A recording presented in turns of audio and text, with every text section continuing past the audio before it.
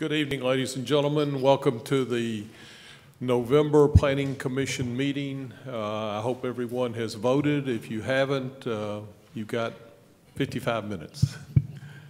With that, we need to call the roll, please. Mr. Bacon? Here. Mr. Saunders? Here. Mr. Bennett? Here. Mr. Clark? Here. Chairman Harless? Here. And we have a quorum. If anyone would like a copy of the agenda for tonight's meeting, it's on the podium in the front. Feel free to come up and get a copy. And with that, we want to talk about the minutes from last meeting. And do we have a motion to approve the minutes from last meeting? Move to approve the minutes of our October 2nd, 2018 meeting. Have a motion. Do we have a second? Second. Motion and a second. Please call the roll. Mr. Bacon? Yes. Mr. Saunders? Yes. Mr. Clark? Yes. Mr. Bennett? Yes. Chairman Harless? Yes, and the minutes are approved. The next item on the agenda is 4A, and Sarah, you've got that one. Thank you, Chairman Harless. Item 4A before you is a re-subdivision of Lot 1 of Forest Hill Woods subdivision and part of open space of Lot 2, the subdivision to the south of this, Forest Hill Oaks subdivision.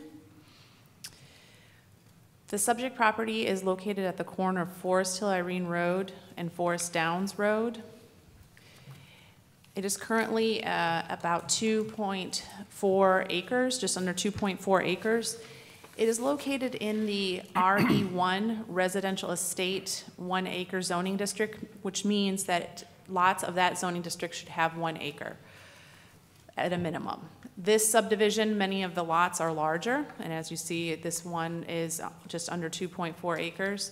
The applicant is proposing to split the lot into 2 different lots. You see here, lot 1A would be the new lot on the corner of Forest Hill Irene Road and Forest Downs Road, and then 1B is where the house is currently situated. The new lot, it would comply with all the zoning regulations in terms of size, setbacks, etc., as would the other lot that the house is currently situated on. The plat does not make any mention of lot splits, whether they are prohibited.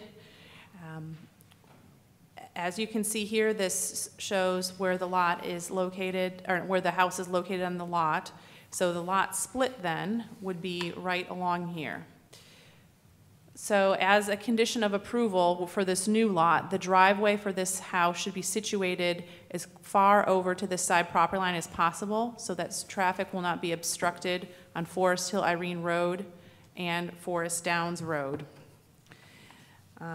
Additionally, as a condition of approval, there will be a payment in lieu of fee for the new lot, whoever decides to develop the new lot, of $7,475. That would be for street improvements and sidewalk improvements.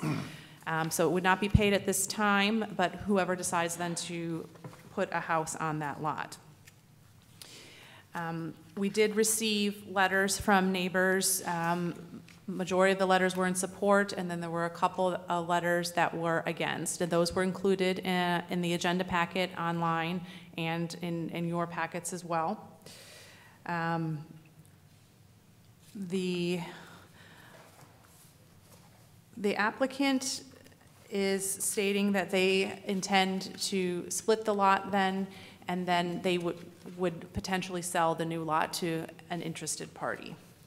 The applicant is here for any other questions if you have them. Do we have a question for staff? Sarah, Yes. Is there a minimum square footage for a house going on this lot? There is per the plat, and I want to say it's over 3,000 square feet. Mr. Ray, do you know offhand what the minimum lot size is? Mr. Ray is the property owner. Okay. So if you wanted to go up, it would be more, but a minimum of 3,000 on the first floor. Okay, minimum of 3. And again, that is a condition on the plat that would be privately regulated, not by the city. Okay. You also mentioned that the $7,000 fee is for street and sidewalk. Improvements, But yes. in fact, it's not for street, it's only for sidewalk. Is that correct? Okay. And the city paid for that, so it's only for the sidewalk. Okay, yes. Thank you for the correction. Okay. Other questions for staff? If not, would the applicant like to make a presentation?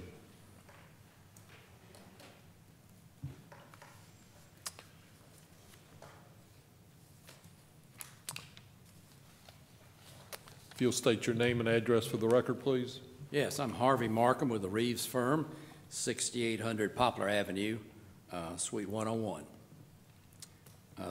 Been dealing with Mr. and Ms. Ray for several months regarding this piece of property, and we've done all the background information, gathered that with regard to tree surveys, the land survey, and they are most interested in making this go forward. They've owned this property since 2006, have lived there, and so they would like to achieve this lot split, and think it would be good for the community. Mr. Ray is here. His wife Billy's here also. I think he might have a comment to make. Unless you have any other questions for me, I'll ask Mr. Ray to come up. Questions for Mr. Markham? If not, the applicant, if you'd like to come forward.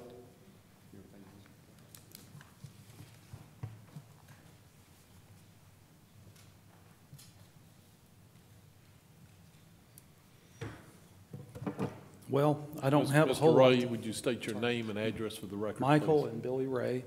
We're at 9125 Forest Downs, Germantown. Thank you. And, of course, if we don't have any major opposition, I don't have a whole lot to say. But bottom line, when we bought the place from Miss Piper in January of 2006, almost 13 years ago, she told us, hey, all you got to do is go make an application to the city and you can split your lot. That was kind of a selling point. So we spent a long time and a lot of hard work cleaning the place up when we first bought it. I don't know if you guys have ever noticed, but years ago that was a thicket. It was scrubs and scrappy trees, and it was overgrown. So over a long time and a lot of hard work, we cleaned it up. And all we're trying to do is do what we intended to do when we bought the place, based on the rules and zoning and the neighborhood covenants and all of that. But that's about it. Thank you, Mr. Ray. Do we have questions for the applicant? Thank you, sir. Is there anyone in the audience who would like to speak in favor of this proposal, of this project? Seeing none, is there anyone in the audience who would like to speak in opposition to this project? If you'll come forward, please, sir. State your name and address for the record.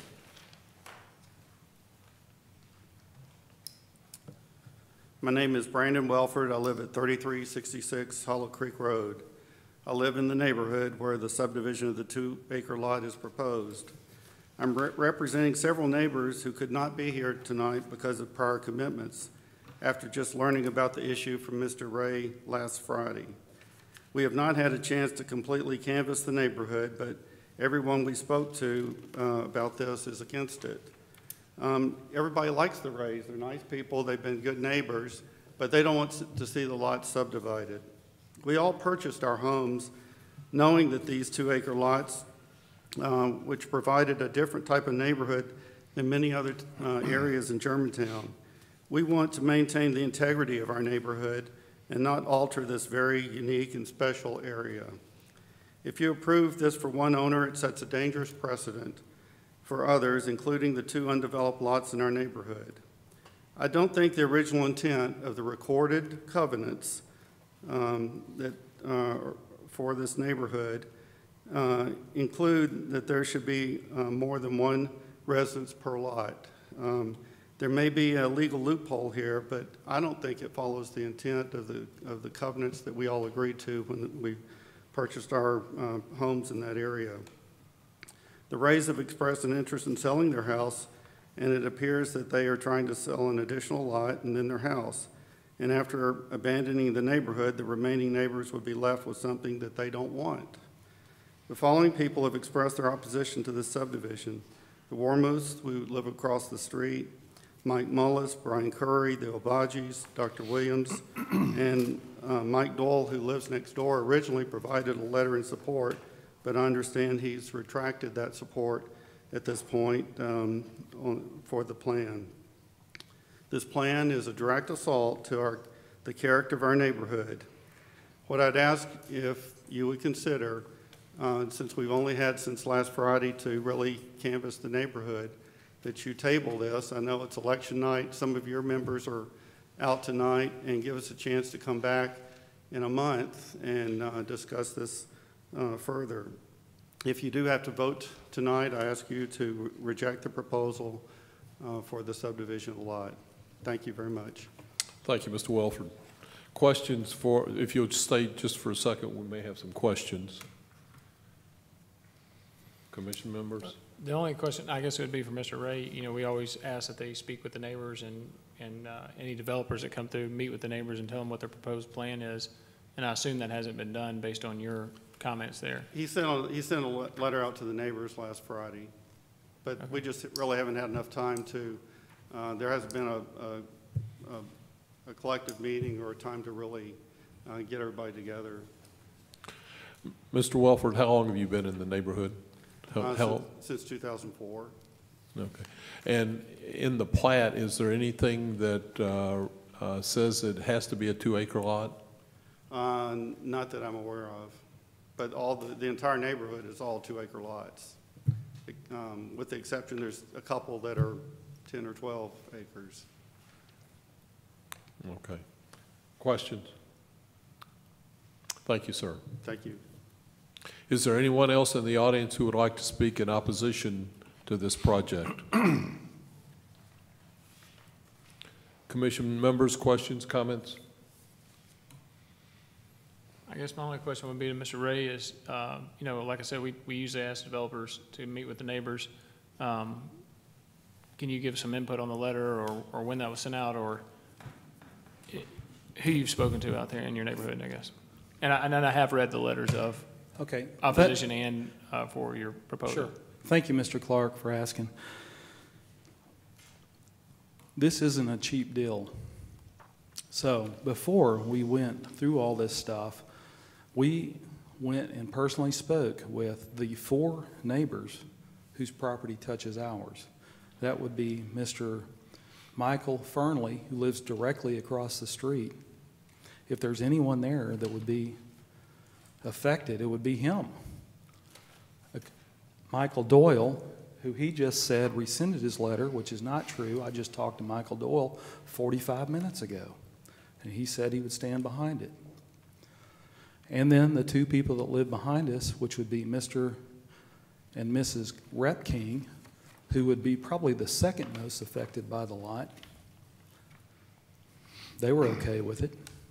And then the Burnhams that live, it's kind of an odd shape, but their lot touches ours.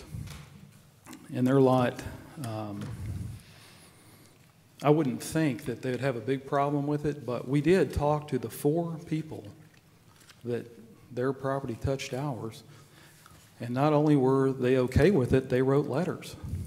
So someone that lives on the end of the street that's going to object to a $1 million house on the corner, I mean, I feel like, I mean, with all due respect, and it's our opinion that they're fighting something that will actually help them with the comps and so on. Do you have any additional questions? No, sir, you can stop. I just wanted to make sure you talk to the people around you and talk to the homeowners in there. Okay, what you have, yeah. Thank you. Thank you, Mr. Ray. Commissioners, any other questions? If not, do we have a subcommittee report? Yes, sorry, Mr. Chairman. Mr. Chairman, subcommittee met on October 17th, 2018, and recommended that this item be considered at the regular Planning Commission meeting on November 6th, today, 2018, pending the applicant talk with the neighbors. The applicant has done that, as well as obtained the written opinion of an attorney. See page 12 and 13 of this staff report. Letters of support and opposition are included in the agenda package. The proposed motion tonight, Mr. Chairman, is to approve the re-subdivision of lot number 1, Forest Hill subdivision, and part of open space lot 2, Forest Hill Oaks subdivision, into 2 lots, lots 1A and 1B, subject to the Commission's discussion, staff comments, and conditions in the staff report and documents filed with the application. Thank you. We have a motion. Do we have a second? Second. Motion and a second. Please call the roll. Mr. Chairman, I failed to mention something a while ago. I just wanted to ask staff 2 questions if I could prior to vote. Certainly. First one, I just want to make sure that the covenants that are recorded does not speak to anything about subdividing any property. Is that correct? Do you know that to be a fact or not? So on the plat, there are no restrictions in that regard. We also did our own search on the county register's website of all the instruments and documents that had been recorded. We did not find any. We also asked the project engineers in their research if they had come across any other documents, and they said they had not. So to our knowledge, there is nothing that speaks to that. Is there an HOA involved? I don't know if there's an HOA for the neighborhood. No. There's not. One other question, just to make myself clear on this thing, is that we're talking about a fee to recapture the cost of the sidewalk in the event there is a development on this lot in the future. Is that correct? I'm going to defer to Mr. Gwaltney, the city engineer. Okay. And Yes. okay, that fee is roughly about $7,500 or 73 or something like that. Yes, correct. Is there any type of variance that's in our ordinance that gives the Planning Commission the right to waive that due to the fact that this is being put in as part of a street development now? Is there something in our ordinance that would allow us to? It just seems to be unfair, even though it's in our ordinance, to go back and recapture something that's being paid for under a development now. So Ms. Pounder did do some research while we were sitting here asking about the fee, so.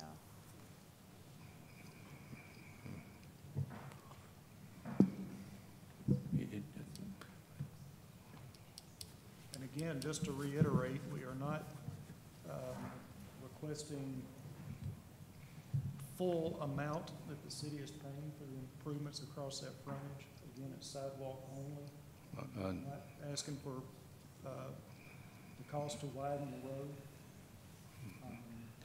I understand that, but I mean, we're doing it now under a project that has been approved and funded. And then we're saying, because our ordinance is that in the future, somebody decides development, we're going to charge them $7,500 to put a sidewalk in. And it just seems to me there should be some type of means or measure, and it may not be, I don't know. You know, I'm just asking.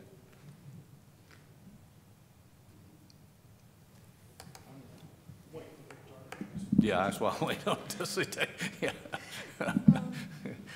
I know, I wouldn't know what to say. So, there is a provision for a variance to be granted on subdivisions. The requirement, though, is for the applicant to petition for the variance, and there are some criteria in which you can grant the variance. In this case, you can either table the application and allow the applicant to submit that variance in writing, or you can approve it and request that letter in writing for the variance, and it goes forward to the DMA for approval. So you have a couple of options there, but it is permitted by Section 17-8 of the subdivision regulations. Could I also just add too that there are future developments planned in that area that this same situation applies to.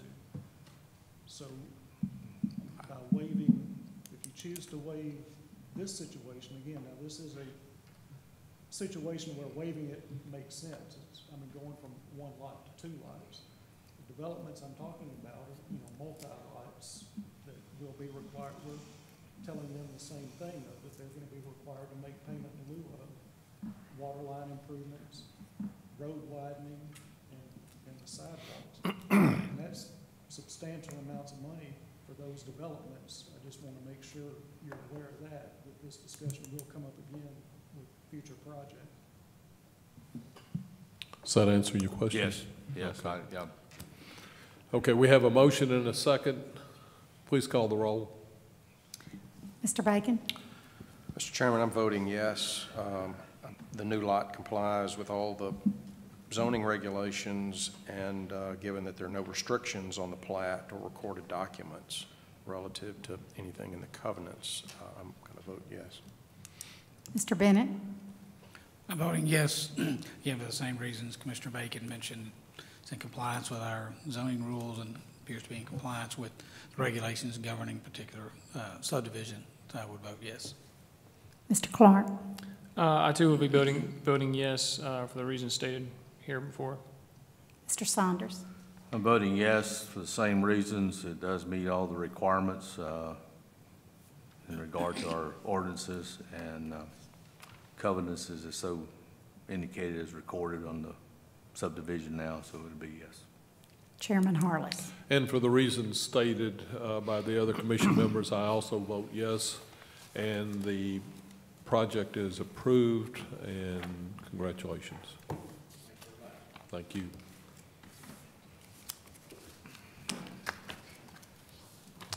And we have 3 amendments to ordinances.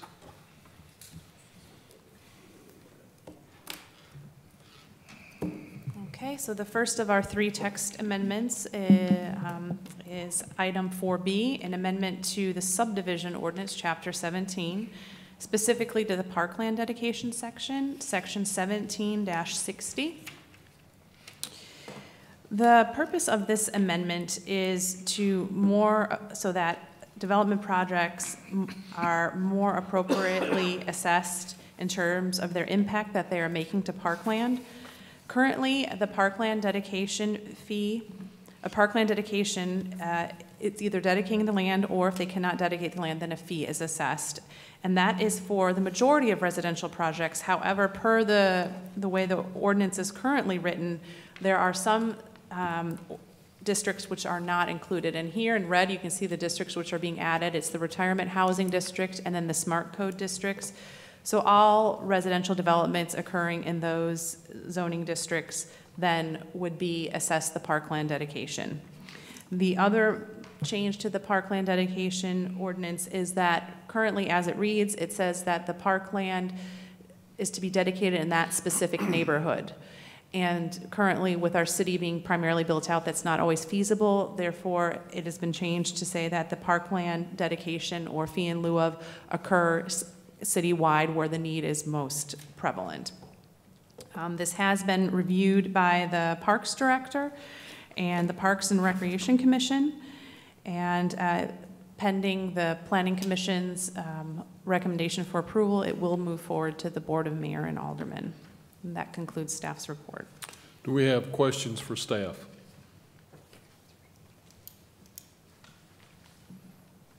None? Since the applicant doesn't want to make a presentation. Just did. Is there anyone in the audience who would like to speak in favor of this amendment? Seeing none, is there anyone who would like to speak in opposition to this amendment? Please come forward. Yes, ma'am.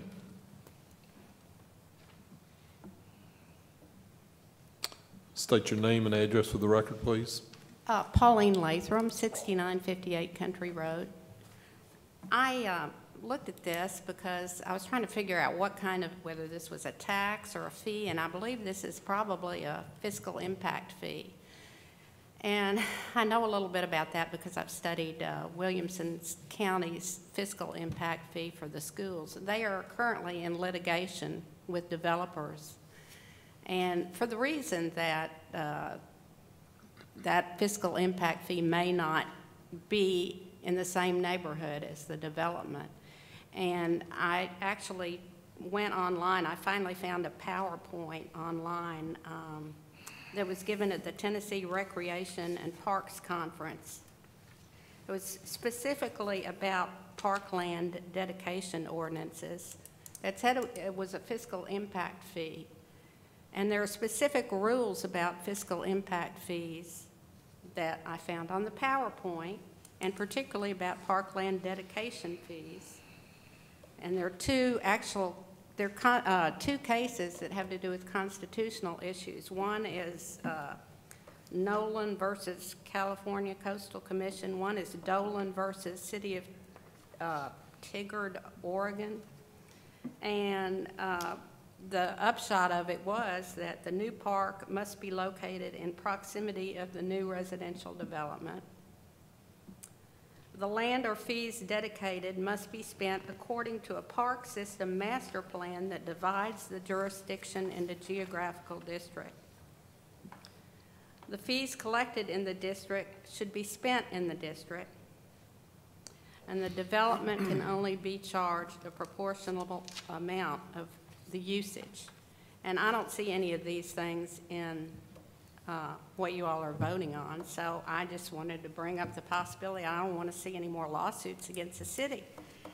And so I didn't know if this had been looked at by the attorneys. I'm not a lawyer. I don't know if this is right or not. I just thought you should run it by people that know something about it. Oh, the other thing was the money must be collected and spent in a timely fashion.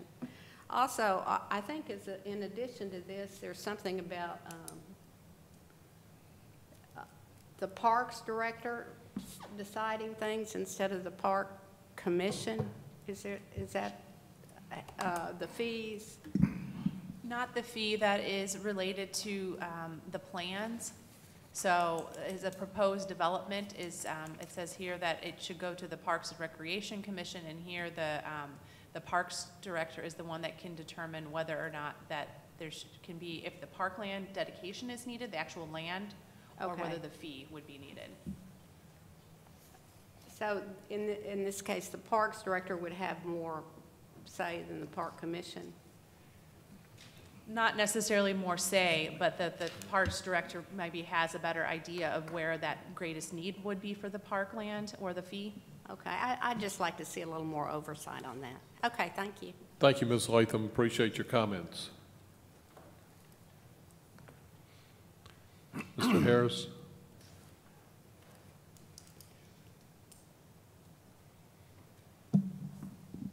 Thank you, Mr. Chairman. I was consulting with Mr. Ross, and in light of what's been pointed out, I think it might be wise to not take action on this tonight and let us have an opportunity to look at what's been brought before us, and then we could more appropriately advise the Planning Commission. There are, of course, a lot of other steps in an ordinance amendment. It goes from here to the BMA, so there's a lot of time still to go. But it does seem wise to stop at this point tonight, and we can take it back up after we've had further chance to review it. Mr. Harris, thanks for your comments. Commissioners, do you have any objection to tabling this amendment? No. None noted. The amendment will be delayed and reviewed during the next 30 days, so I assume we would have it up for our December meeting. Is that correct, Mr. Ross? Yes. Okay. Ms. Latham, thank you very much for your comments and appreciate your research. Ounce of prevention's worth a pound of cure, right? Thank you. Let's move on then, since we are tabling that amendment to 4C. Okay, the next text amendment before you, item 4C, is an amendment to the Vegetation Ordinance, Chapter 22. Specifically, it is in relation to the tree mitigation sections, sections 22-107 and 22-108, the tree mitigation measures for both residential and commercial properties. Before you is the proposed commercial language.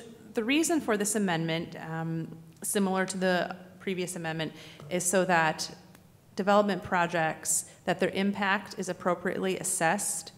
Specifically with the tree mitigation, there are currently 3 options. The first option, the preferred option, is one that any trees removed on the site by that development be mitigated on that site. If they are not able to be mitigated, the second option is that the developer, applicant, then dedicates those trees to public land. Third option is if neither of those can be satisfied, a waiver is granted. And the waiver then is for whatever the applicant and the Design Review Commission decide as being a suitable waiver for the amount of trees removed, and they will not be mitigated. Those are the 3 options right now that we have. As currently stands with many of our developments, there's not often the opportunity to replace the trees completely on site. Nor is there always the opportunity to replace all those trees on city property. So often, the third option has been used where a waiver is granted and the trees are not mitigated. In order to present the city with a third option, that some of the trees be mitigated somehow, if they cannot be replanted, the proposal before you is for a payment in lieu of fee. There are many other cities that do payment in lieu of fees as well. This would not be the first and preferred option. The first option is that they mitigate on site. The second is on public land. And the third is they can request to do a payment in lieu of fee. The payment in lieu of fee then would be assessed based on the fair market value of a 3-inch caliper tree and a significant tree, such as an oak, that brings value to our community. That is then calculated out and would be put into a tree bank fund. The tree bank fund then would be used first place to replace any trees necessary in the city. Second option is then for tree maintenance. Currently, there is not a tree maintenance fee set up separately, so this would help that for if there's a big storm event and there needs to be trees cleaned up on city property, that would provide this option. So that is the main reason for both the commercial multifamily amendment before you and then also for the single family residential amendment before you. So as you've seen this before at numerous meetings, it has been on our agenda for a while now. Through our discussions at other meetings, it has been the request of the commission to discuss a cap. And the cap that is being presented is of $200,000. That is also the cap of the public art fee. The developer has the option to request a lesser cap from the Design Review Commission if they present an arborist report that shows that they have significant trees of value that they are keeping, and that would provide then some type of mitigation or asset, then they can request that. But that is at the developer's expense, and that is also at the Design Review Commission's discretion whether or not they would consider that.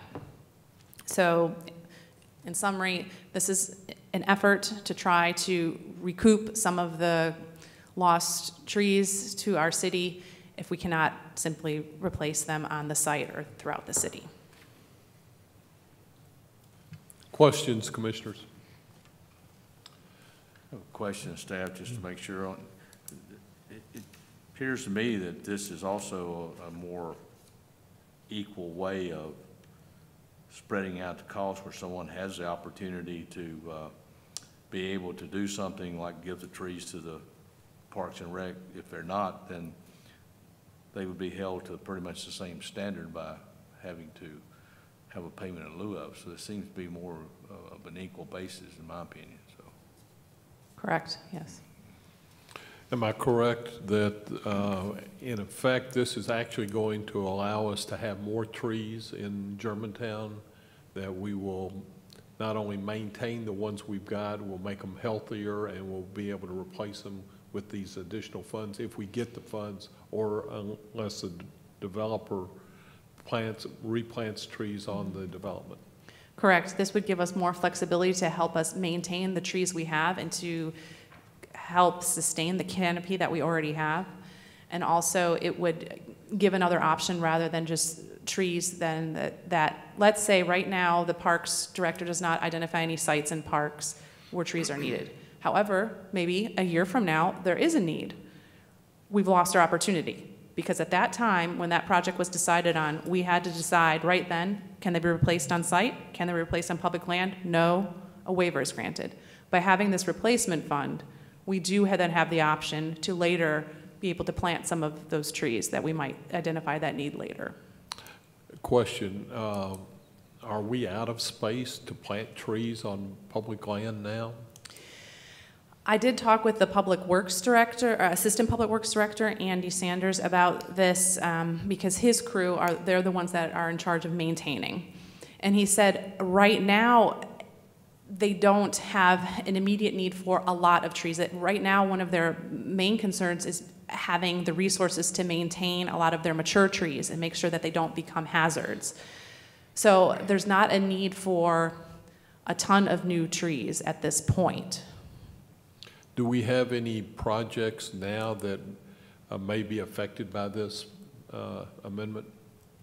Could you clarify specifically what projects you might? Well, if we have a subdivision that's going to cut a lot of trees down and not be able to replace all the calipers, okay, will they be able to fall under this new amendment? So if certain phases of that development have not come through before this passes, then yes.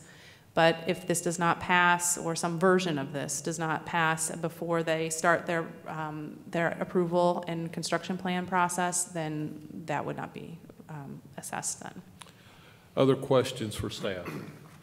I've got a kind of a question and a comment. You mentioned that we belabored this a number of times, gone back and forth over it. And correct me if I'm wrong, but we talked about a number of developments where trees were required to put in there. They were put in the neighborhood, either between the sidewalk and the curb, and now they're overgrown and causing problems for the fire trucks and people. Enclave is a prime example of that, where street trees were required. Calipers, trees were mitigated to put back in there, but now it's causing a problem. I guess my question for staff or for whoever is, this is to eliminate that, I guess, so that we don't have to put those trees, shove trees in a neighborhood that really can't accept them. And the other option is to pay this fee. So again, similar to generally for a project, they have the option to request from the Design Review Commission to have a reduced number of trees, be it that just one, or maybe depending on the way the layout is, maybe they can't accommodate trees. They have that option per the way the language reads, to request that waiver from this, and then they would pay into the in lieu fee rather than trying to squeeze trees onto lots that could then potentially create problems for utilities and other infrastructure impacts. And if this were to pass, that maintenance fee that's put into a pool, that those fees could be used to maintain the current situation of a neighborhood like the Enclave, or is that private? It's only for public property. Okay. So the first priority would be to, if there were any replacement trees that were needed, like say in parks or street trees, and then the second priority would be to maintain trees on public land. It would not go for properties like the Enclave. I remember was talking about that, but I couldn't. I just want to make sure this was what we were. Yes, that was this the gives point the of it, option really. for that. Yeah. Okay. Mr. Chairman, if I could, as I understand it, under our current ordinance, it's a 1-to-1 ratio. So if you come in and you remove 100 trees, you're supposed to put back 100 trees if you're a developer, correct? It's based on the amount of inches, the caliper that you're removing. So if you remove 100 inches of trees, be that 2 trees or 10, then you have to replace that amount. And the trees that are assessed are trees that are over 10 inches in diameter breast height. But my example is if you had to replace 100 trees or 100 inches caliper worth of trees, and there's only that's what you're supposed to do under the ordinance. So the developer understands that they have to replace the trees. They know they're going to take down 100. They know they have to put back 100. But it turns out that they can only put back 50 based upon spacing. Yeah. And so there's not room on site. They go to option 2, assuming the city would take those 50 trees. They're going to buy them and donate those to the city, and the city can't take those. So at that point, the developer actually could benefit in that they don't have to pay for additional 50 trees, correct? Correct. That's- So this really isn't putting the developer in any worse situation. They were assuming they're going to have to pay to get 100 trees back, correct? Yes. Okay. Other questions, Commissioners? Is there anyone in the audience who would like to, thank you for staff's presentation, would like to speak in favor of this amendment of this ordinance? Is there anyone in the audience who would like to speak in opposition to this ordinance? Yes, ma'am, if you'll please come forward. Again, I'm going to ask you to state your name and address for the record. Complete address, please. Complete address. Pauline Latham, 6958 Country Road. I think Complete it's address, please, ma'am. Your complete address. 6958 Country Road, Germantown, Tennessee, 38138. Thank you.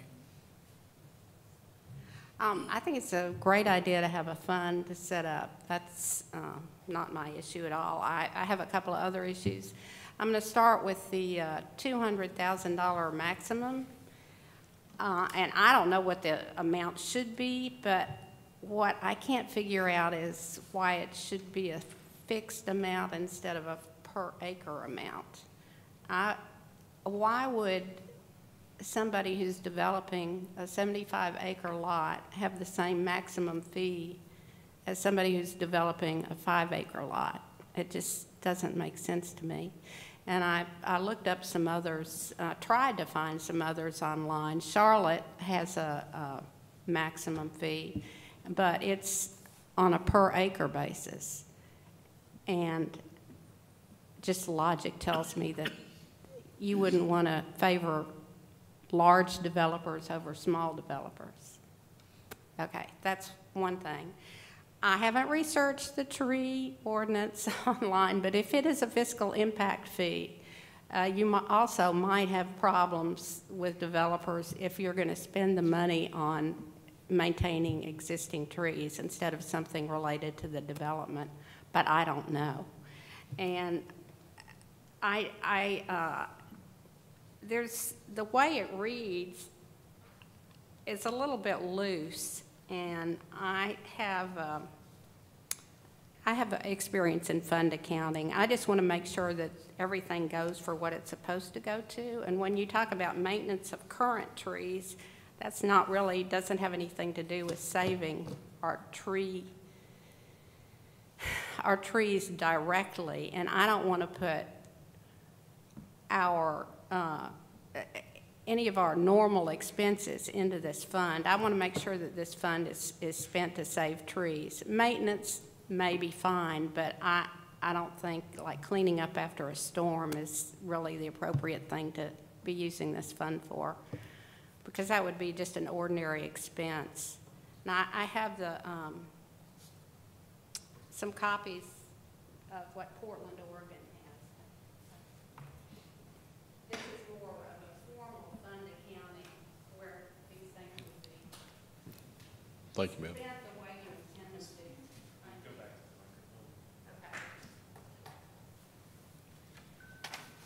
Okay. It's just a more formal way to set it up. You could add tree maintenance in there as long as that was, you know, legal and everything, but that way people could donate to the fund. It could be administered separately, and it wouldn't get mixed up with operating expenses. We don't want to be transferring operating expenses that we have now into this fund to be paid for by developers, was my point. So those are my 2 points that I have made. Ms. Latham, thank you very much. Appreciate your comments. Is there anyone else in the audience who would like to speak in opposition to this amendment ordinance? Seeing none, do we have a subcommittee report? Yes, sir. Subcommittee met on October 17th, 2018, and recommended that this item be considered at the regular Planning Commission meeting on November 6, 2018, per the revisions discussed. A motion was proposed to approve the amendments to the tree mitigation, Section 22-107 and 22-108 ordinances, subject to the Commission's discussion, staff comments, and conditions in the staff report and documents filed with the application. We have a motion. Do we have a second? Second. Do we have any comments, questions from the commissioners? I'm going to just make a comment that I think Mrs. Latham had some good comments. However, I can state that a lot of her comments were questioned in our executive committee meeting, where we talked about making sure that the money that went into this separate fund was kept separate and used only for trees and for helping to maintain the canopy that we have in Germantown that we all enjoy. So I feel very comfortable and confident that we do not have any spillage of funds from our general operating fund into this fund or vice versa. So, but I do appreciate the comments. With that said, any other comments, questions? Please call the roll. Mr. Bacon? Mr. Chairman, I'd like to compliment staff. There's a tremendous amount of work and effort that has gone into this over a lengthy period of time. I'm glad that we finally have clarity relative to getting this resolved going forward, so I'm going to vote yes. Mr. Bennett? I'm voting yes, and again, I echo Mr. Bacon's comments. The staff's put a lot of time, a lot of hard work, and it's most appreciated from the Commissioner. Mr. Clark? Yes. Mr. Saunders? Yes. Chairman Harless? And I vote yes. I think this is a excellent change to the ordinance. I know it took a long time to get there. It went through a lot of variations and steps. So congratulations to staff for all their hard work. And with that, it is approved. Do we have any reports? Oh, we're still on the agenda. One more. I'm sorry. I'm sorry, Mrs. Pounder. I thought you were beating me out the door.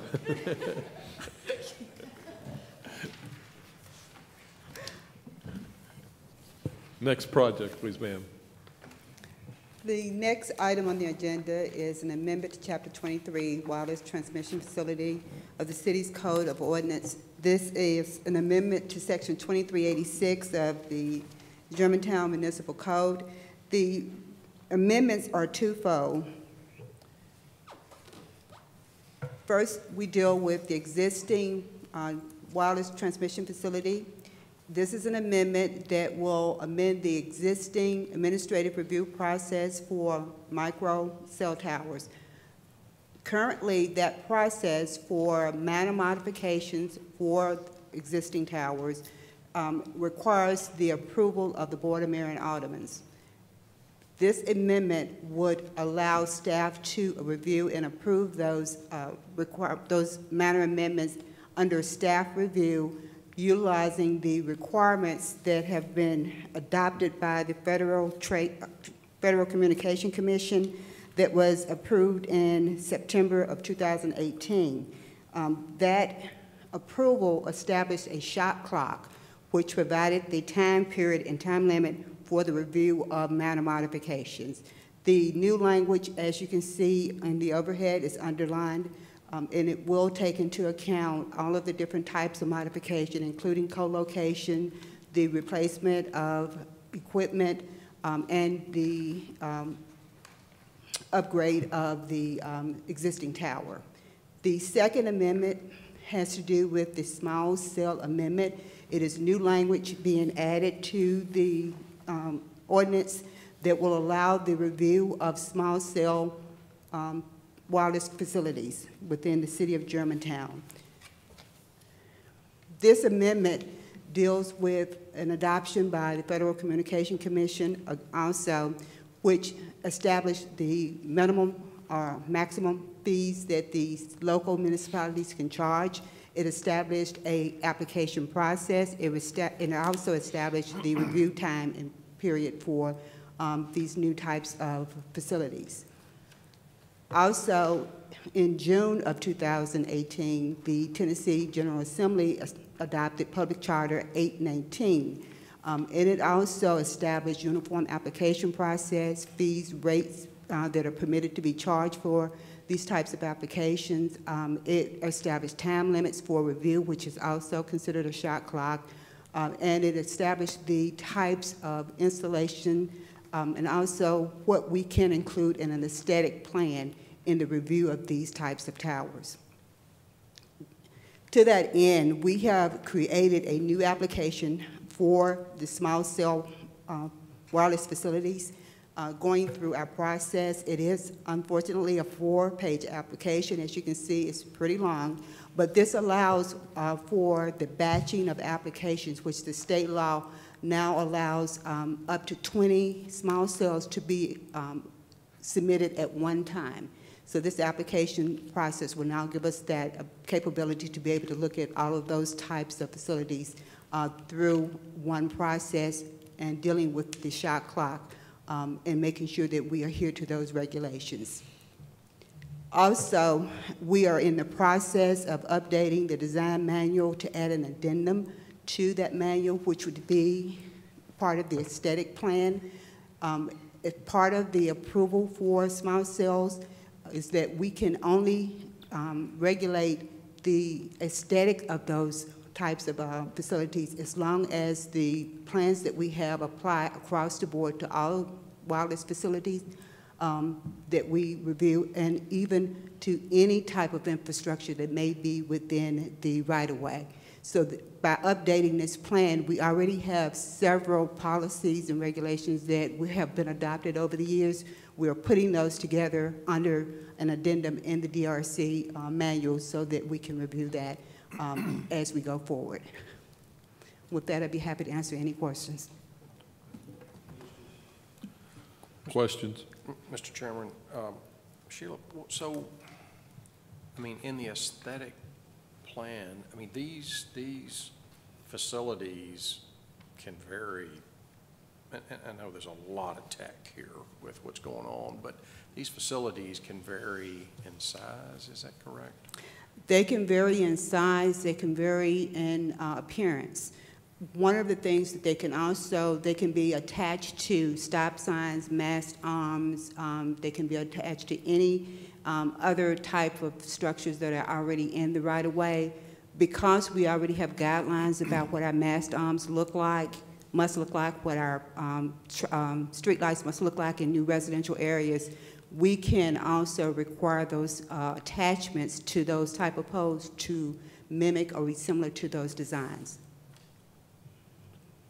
So there'll be conditions, and I know we talked about this in subcommittee, but there'll be conditions where something could be constructed in the right-of-way that's completely separate from a light fixture or a mast arm. Yes. Or, I mean, it could be its own little unit or whatever that's constructed. It could be a right-of-way. depot installed, It could be yes. whatever it is. So, Yes. but the city will still, from the standpoint of the aesthetic plan, we'll still have an opportunity in some way to control what that looks like?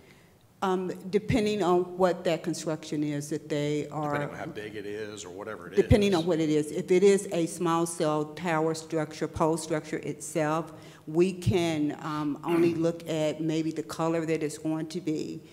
We can look at what's surrounded. If it's close to a mast arm, if it's close to a light pole, then we can require it to be very similar. But if it's not, we cannot require them to make those type of changes.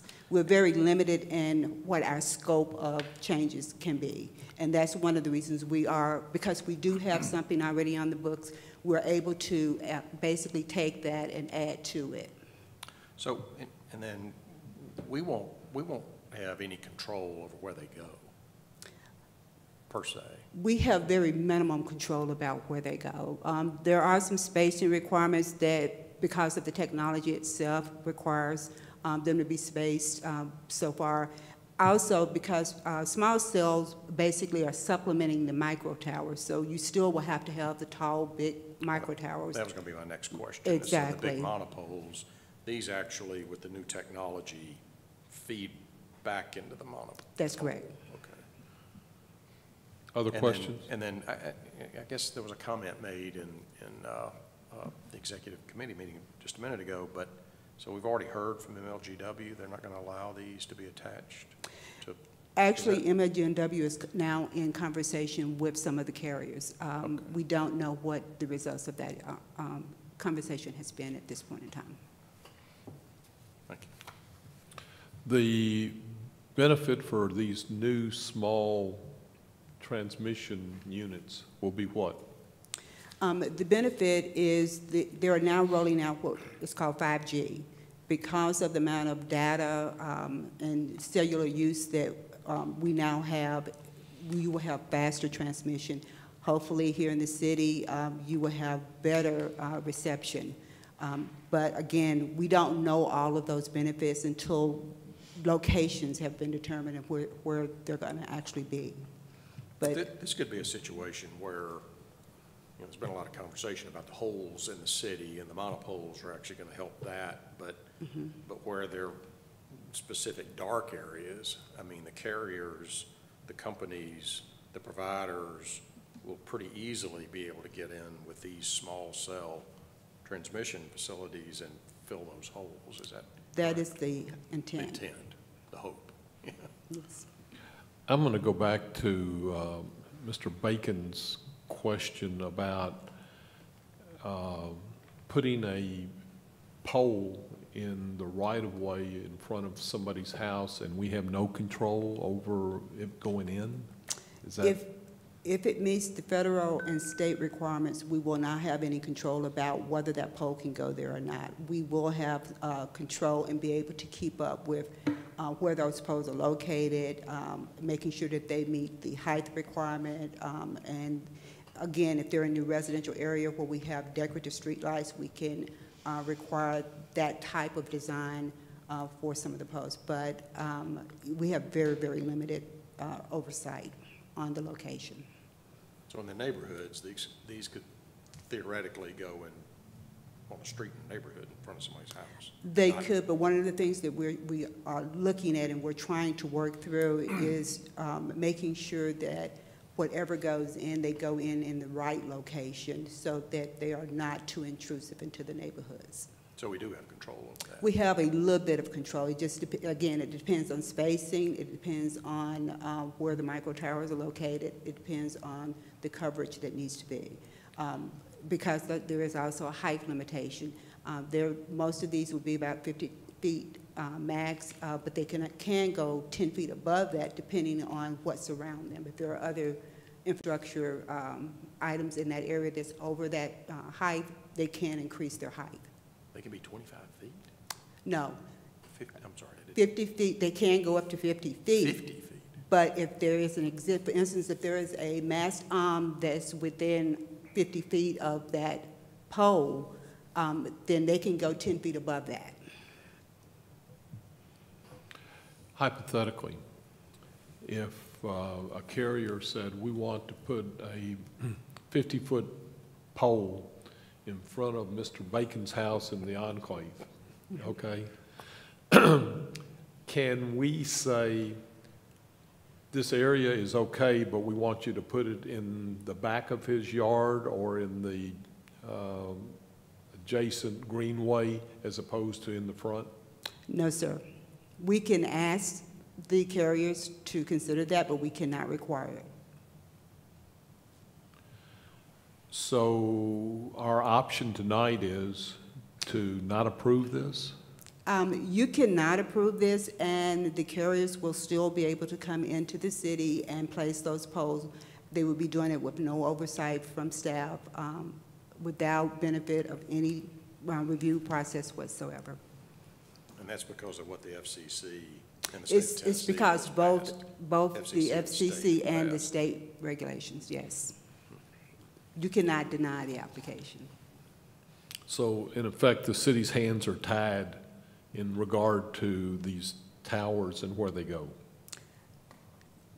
Pretty much so. Pretty much so. Yes. Comments, commissioners? Is there anyone, thank you, Ms. Pounders. Do we have anyone in the audience who would like to speak in favor of this project? Do we have anyone in the audience who would like to speak in opposition to this project?